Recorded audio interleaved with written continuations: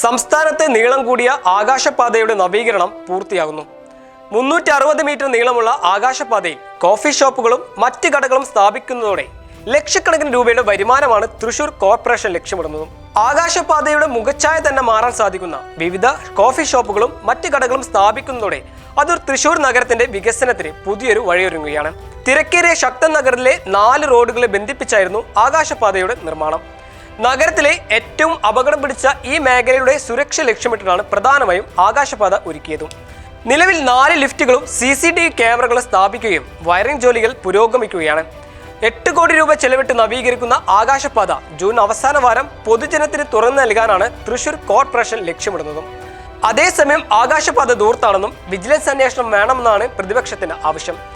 എന്നാൽ തൃശൂർ നഗരത്തിലെ ആകാശപാത നവീകരണം പൂർത്തിയായ സാഹചര്യത്തിൽ കേരളത്തിൽ ചർച്ച ചെയ്യുന്ന പാളിപ്പോയ മറ്റൊരു വികസന മാതൃകയുണ്ട് കോട്ടയം ടൗണിൽ. 1.5 കോടി ചെലവിട്ട് പണി തുടങ്ങിയ കോട്ടയത്തെ ആകാശ നടപ്പാത ആർക്കും ഉപകാരമില്ലെങ്കിൽ പൊളിച്ചുകൂടെ എന്ന് ഹൈക്കോടതി വരെ ചോദിച്ചിരുന്നു. സിനോസ് കോഴിക്കോട്.